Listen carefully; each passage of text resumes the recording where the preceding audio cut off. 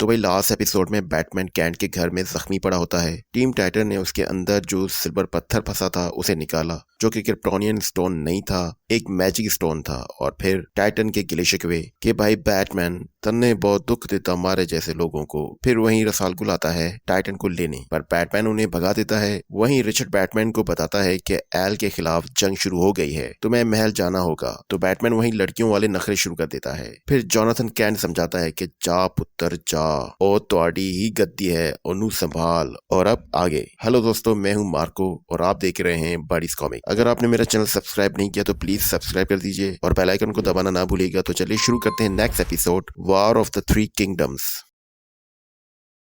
तो यहाँ हमें फाइनली जोकर नजर आ जाता है, जो कि लूथोर ही होता है और पीछे अमेजोन और स्टॉर्म किंगडम के टेंट्स लगे हुए होते हैं। इसके पास एक ग्रीन लैटरन की रिंग होती है जो कि उससे बातें कर रही होती है, जैसे कि लॉर्ड ऑफ रिंग में जो रिंग बात करती है। वो जोकर से कहती है कि अब वक्त आ गया है, अब ना रानी होगी, ना राजा, ना बैंड बजेगा, ना बाजा इस मैजिक से, और वक्त आ गया है कि इस दौर के खात्मे का। तो चलो फाइनली लगता है कि इस फसाद के पीछे का हाथ लूथोर जोकर का है, पर एल फैमिली ने जो कत्ले आम मचाया हुआ था उसका क्या? क्वीन अनीसा अपनी बहन के साथ क्वीन हैपोलिटा के पास जाती है। हैपोलिटा कहती है, मुझे आपके बाबा और आपके भाई का सुनकर दुख हुआ। वो बस इस दुनिया को बचाना चाहते थे। उन्होंने मुझे बार बार आगाह किया खतरे के बारे में, पर हमने नजरअंदाज किया। पर अब अमेजोन आपके साथ है। ये सुनकर क्वीन अनीसा कहती है कि शुक्रिया आपका। यहाँ लुइस कॉन्स्टेंटीन को देखकर इस तरह से कहती है, क्या अंदर कुछ सीक्रेट है? कॉन्स्टेंटीन बताता है कि अगर बता दिया तो सीक्रेट नहीं रहेगा। लुइस कहती है कि सलाहकार होने के नाते हम हर मसले का हल निकालते हैं ताकि हमारे लोग महफूज और अमन से रहें, जो कि अभी मुझे दूर तक नजर नहीं आ रहा। कॉन्स्टेंटीन कहता है कि आपको ये लगता है कि हम ही इस जंग की वजह हैं? लुइस कहती है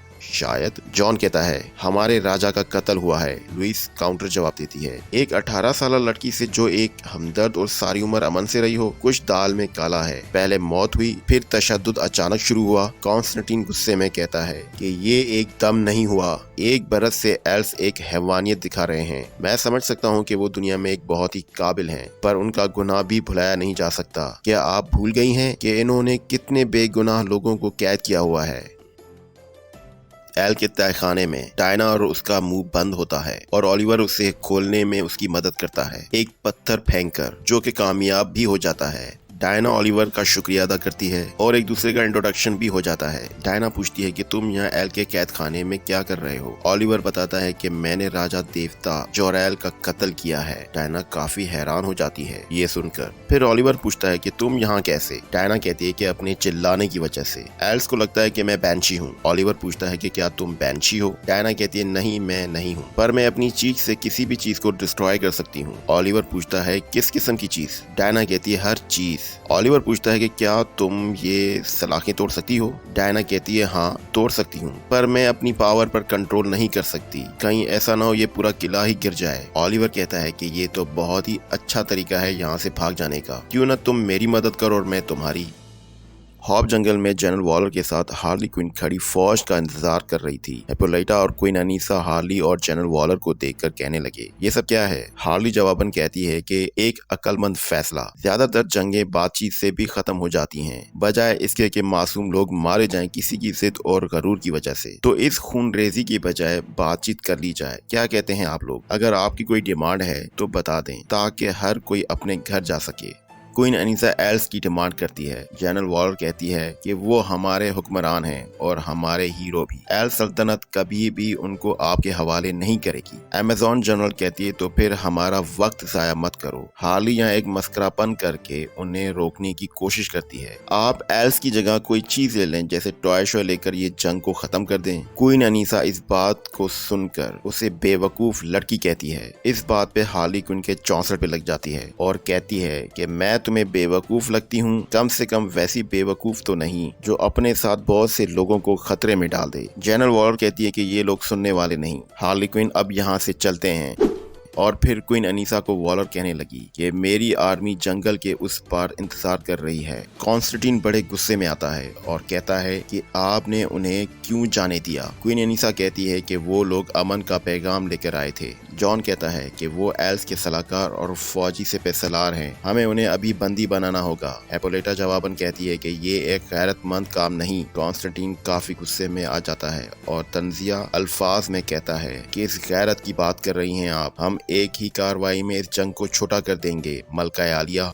चलो एक बात तो पता चल गई कि कॉन्स्टेंटीन भी दिमाग से पैदल है। एल्स की दुश्मनी में उसे आगे की तबाही नजर नहीं आ रही। कॉन्स्टेंटीन मैजिक फायरबॉल बनाकर उन पर वार करता है कि अचानक उसके सामने कुछ आ जाता है जो उसकी बत्ती गुल कर देता है। वही जड़ें जमीन से उठ जाती हैं जो ग्रीन आइवी के इशारों पर नाचती हैं। कॉन्स्टेंटीन काफी कोशिश करता है रोकने की, पर नाकाम कोशिश ही रहती है। ये जड़ें अमेज़न और स्टॉर्म आर्मी को तितर बितर करना शुरू हो जाती हैं। वॉलर आइवी का शुक्रिया अदा करती है। इस पर तो वो वॉलर को कहती है कि मैं ये तुम्हारे लिए नहीं कर रही बल्कि हार्ली क्विन के लिए कर रही हूँ। वो वॉलर को और हार्ली क्विन को जाने को कहती है। जाते जाते हार्ली क्विन भी लेस्बियन प्यार की पहली इंस्टॉलमेंट अदा कर देती है। जंगल के साथ लड़ाई में पूरी फौजी दस्ते का सत्यानाश हो रहा था।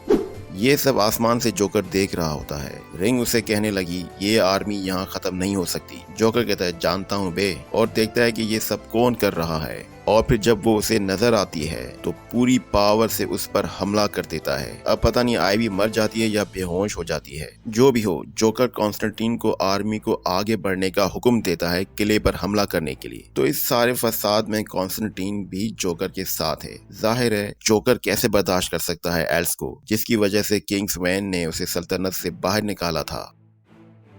क्वीन लारा जनरल वॉलर से पूछती है कि क्या हुआ। वॉलर कहती है कि कोई फायदा नहीं, लेकिन हमारी आर्मी तैयार है आपकी और इस किले की हिफाजत के लिए रानी साहिबा। क्वीन लारा कहती है कि इसकी जरूरत नहीं वॉलर, कोई भी लीडर इस चीज की इजाजत नहीं देगा कि उनके लोगों को खतरे में डाला जाए। जनरल वॉलर जवाबन कहती है कि क्या हम इन लोगों को आपके बगैर छोड़ दें। एक आदमी होशियार करता है कि फौजें किले के पास आ चुकी हैं। हार्ली क्वीन इस बात पर जोर देती है कि आप जनरल वॉलर की बात मान ले, वो सही कह रही है। जनरल वॉलर भी जोर भरती है कि हमें मुकाबला करने दें जो भी बाहर होता है। आर्मी बहुत ही बड़ी थी। जनरल वॉलर तीर कमांडरों को होशियार करती है तीरबाजी के लिए। जैसे ही वो तीर कमांडरों को हुक्म देती है तीर छोड़ने के लिए, वहीं पीछे से कोई रोक देता है। ये ज़ाला और डायना होती हैं जो वॉलर को रोकने को कहती हैं और आखिरी कोशिश करती हैं कि इस जंग को रोका जाए। वो फौजी दस्तों के करीब आ जाती हैं। हिप्पोलिटा डायना को सामने से हटने को कहती है। डायना जवाबन कहती है कि नहीं अम्मा जान, अगर आपने आगे बढ़ना है तो पहले हमारी लाशों से गुजरना होगा। ये थोड़ा परफेक्ट लेस्बियन इश्क लग रहा है। बग्गी के अंदर कॉन्स्टेंटीन जेकब को भड़का रहा होता है ज़ाला पर हमले के लिए। ये चूतिया आग में तेल डालने वाला काम कर रहा है। जेकब लारा के लंग्स में बारिश का पानी डालने का मंत्र पढ़ता है। ज़ाला की सांस रुक जाती है। ये देखकर डायना परेशान हो जाती है। ज़ाला जमीन पर गिर जाती है। फिर वो पानी की उल्टी करने लगती है। मैजिक काफी पावरफुल है। ज़ाला की सांसें रुक जाती हैं। जेकब को ये सब ठीक नहीं लगता। वो इसे रोकना चाहता है, पर जॉन कॉन्स्टेंटीन उसे कहता है कि मत रुकना, अपने बाबा का बदला लो। कहा था ना, जॉन एक नंबर का हरामी है। डायना अपनी माँ को ये सब रोकने को कहती है। हिप्पोलिटा डायना को देखने के बाद उसे डायना की फिक्र होने लगती है। अचानक जनरल फिलिप फौज को पीछे हटने को कहती है डर के मारे, जैसे कि उसने कोई भूत देख लिया हो। और फिर भूख, क्वीन लारा की दबंग एंट्री, पूरा लश्कर हिल जाता है। जॉन और जैकब भी जख्मी हो जाते हैं। ज़ाला होश में आती है। क्वीन हिप्पोलिटा क्वीन लारा को खबरदार करके उसका नाम लेती है, queen versus queen. Hippolyta queen Lara से कहती है कुछ भी करने की गलती नहीं करना। अगर अपने लोगों से प्यार है तो खुद को हमारे हवाले कर दो। कालेल हमारे पास बंदी है। क्वीन अनीसा थोड़ा हैरान हो जाती है ये सुनकर। लारा कहती है अगर मैं खुद को तुम्हारे हवाले कर दूं तो। हिप्पोलिटा जवाबन कहती है कि ज़ाला और तुम्हें हम अमान देंगे। क्वीन अनीसा कहती है कि नहीं, इन लोगों को सजा मिलेगी जो इन्होंने किया है। हिप्पोलिटा जवाबन कहती है अगर हमने एल्स को कुछ किया तो एल्स सल्तनत के लोग हमसे नफरत करेंगे जमानों तक। हमें कोई और रास्ता देखना पड़ेगा ताकि कोई मारा न जाए। लारा पूछती है क्या कोई मारा नहीं जाएगा। क्वीन हिप्पोलिटा इसका वादा करती है और हाथ आगे बढ़ाती है। क्वीन लारा हाथ मिलाने के बाद कहती है पर इसमें कोई मजा नहीं। और वही हुआ जिसका डर था।